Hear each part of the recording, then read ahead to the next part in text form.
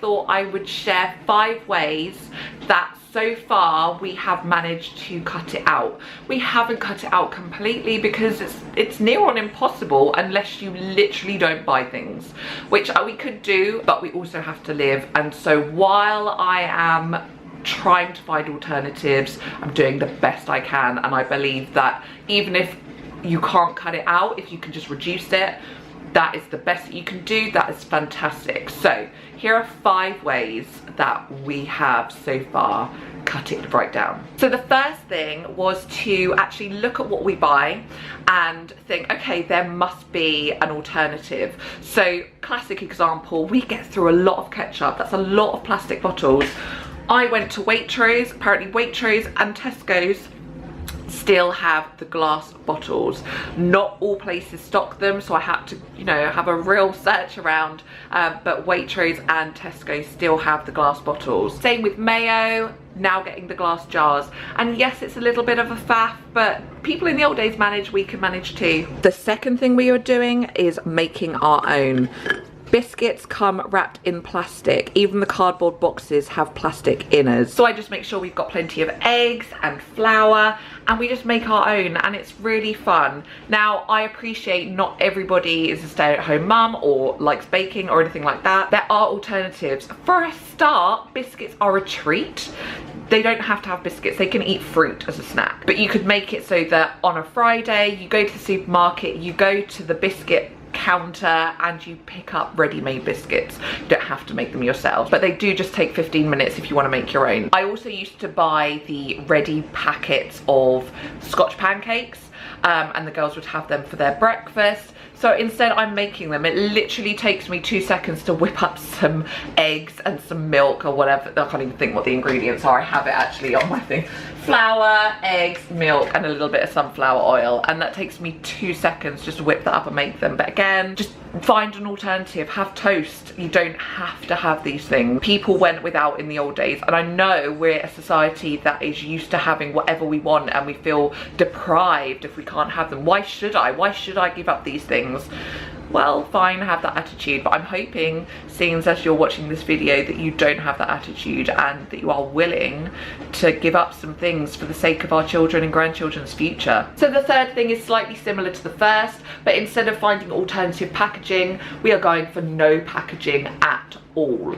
Now, bread, I have been getting mine from a bakery because Simmons the bakers don't have soya flour, so that means William can have some too.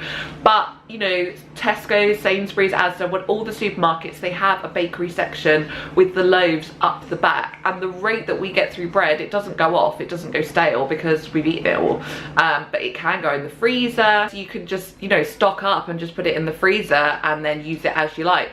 But that means no packaging at all. I don't have a bread bin, so I bought myself a bread bag, and that is the first thing. The second thing I have been getting with no packaging at all is my meat.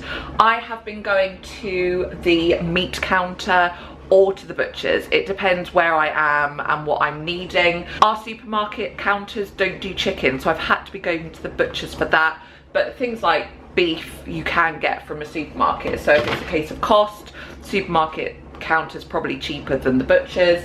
But I've also realised meat is really expensive, and we've been having some vegetarian days. It doesn't kill us. We've just been having pasta with sauce and, you know, chopped up some vegetables and things, and just trying to cut down on meat a little bit anyway, which also helps the environment. So I've come into William's room for the next one because the next thing we've been doing is using cloth nappies and other alternatives to the disposable world that we live in. Obviously, if you don't have kids, you're not going to be interested in nappies, but I have other things for you that you might be interested in. So cloth nappies, the amount of nappies that you go through, it's ridiculous. Like, even if you just used one disposable nappy a day, that's 365 nappies are going into landfill. And they obviously have plastic tabs and all, you know, just junk. But obviously you don't just use one a day. So if you use 2 a day, that's like 700. If you use 3 a day, you know, so if you use 10 a day, that's like 3,000 nappies. That's a lot of nappies. Whereas I have maybe 15 of these, and they just go in the machine, and they're really easy to use, and they save you money as well. So yes, there's cost up front, but God, they're in nappies for like 3 years. So If you have lots of children, it saves you loads of money. So nappies. But if you don't have a child anymore, or you don't have a child full stop, then I've also been using cloth face wipes. They come in a cute little bag, and I've got 12 there, and I only need one per day, so that's 12 days worth. And obviously then you just put them in a little bag, you know, like one of those net bags, put them in the washing machine, and they just, you know, wash. And I've been using that to cleanse my face, and they're just, you know, just bits of material. I mean, there's nothing fancy about them, but instead of the cotton pads, which if you've seen in the news about the cotton industry and how that is damaging the environment as well, and they're single use, you use them and you throw them away, and all of the resources that go into making those cotton pads, and then they've just been used. Whereas these, wash them and away. I am not going to show you the next thing because nobody wants to see that, but I use reusable sanitary pads as well, and I'm not going to show you them because that's just something, not that they look disgusting or anything, they're clean, but I mean, that's a step too far. But I do use reusable sanitary ware, and I said this to someone the other day and they looked at me like, it's disgusting. I mean, the whole process is disgusting, let's be honest. It's not a nice time of month, is it? It's all a bit minging. Whether you're throwing it away or you're putting it in a tub to be washed, either way, it's all gross. So, you know, I'm actually allergic to normal sanitary pads, and that's why I use them, but also I'm helping the environment by washing them and reusing, rather than just chucking these plastic things into landfill all the time. We also use reusable baby wipes, which I don't even know where any are, so I can't show you, but they're basically just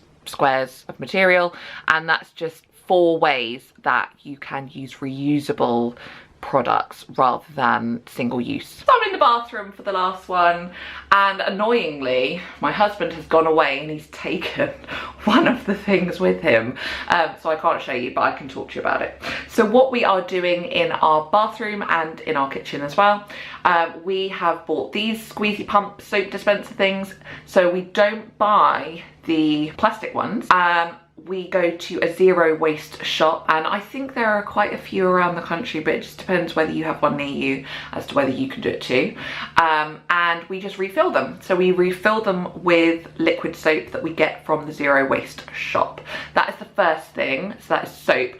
But obviously, if you don't have a zero waste shop near you, you can buy bars of soap. They come in cardboard boxes, some come wrapped in foil. You know, there are other ways. If you go to Lush, of course, it's just a shop full of soap, and soap bars go quite a long way. So if you can't get to a zero waste shop, if you like liquid soap, which we do, and obviously we have the luxury of having a shop near us, if you can't do that, bars of soap work equally well. Similarly, in the zero waste shop, they have got big vats of shampoo. So this obviously originally was a branded plastic bottle thing. I'm reusing this. I didn't bin the bottle. I took it down to the shop and I've refilled it with, I think it was like lavender shampoo or something. And it's made my hair really nice. It's really nice shampoo. But the other thing that I really do want to try are shampoo bars, and apparently they last for ages. They lather up really well and they leave your hair feeling really lovely as well. They sell them in the shop, but I'd already filled this up, so I'm not going to just unnecessarily buy one. But again, Lush sell these shampoo bars and they do last ages, so you can get those. And the whole of Lush, all the soap, and who doesn't love Lush anyway? The thing that I wanted to show you basically is the same idea. We bought some tiny, it comes in a little box, and it's got little soap bars that are shower gel. It's shower gel, but it's little bars, and each tiny little cube lasts for one shower. So that's what I wanted to show you, but he's gone away and he's taken that. So, but again, you could buy a bar of soap, you know, specifically for body wash, and that is how we have been using it for soap and things like that, that classically comes in plastic. Everything comes in plastic, and that's it. That's how I'm going to end my video, sitting on my bathroom floor They are 5 ways that we are really trying to reduce plastic in our house, just by finding alternative sources, alternative packaging, reusing packaging that we already have, like the shampoo bottles. I'm reusing it and refilling it, and using reusable products as well. And I know a lot of people, cost is a big factor. Something that I thought of the other day, it suddenly dawned on me, food-wise, frozen food, a lot of it comes in cardboard boxes that doesn't have any plastic. So for example, this week, all I bought from the butchers was the chicken and the beef. And then I bought frozen fish fingers for the children, because after the week we had last week, I was like, oh, I just can't even be bothered. So fish fingers, and I got some cod fillet, breaded fillets for us. But there's loads of stuff like chicken pies you can get, and they've just got the foil base, so you don't have to go to the butchers. If you're like, you know, I can't afford that, frozen food, a lot of it does come in cardboard. Even like obviously chips come in a plastic bag, but waffles, potato waffles, come in cardboard. So you know, there are other ways. You've just got to be a bit of, use your imagination a little bit.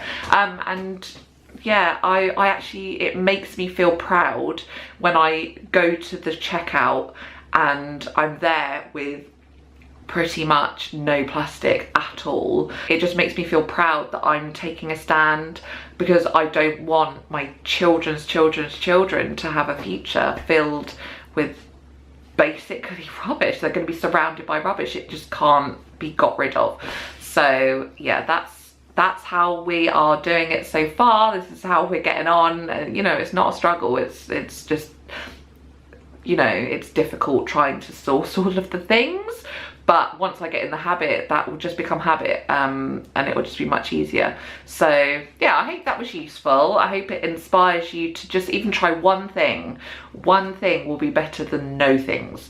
So yeah, I hope you enjoyed that. Leave me a comment down below. Let me know what you think. If you think I've completely lost the plot, let me know what you think you might be able to try.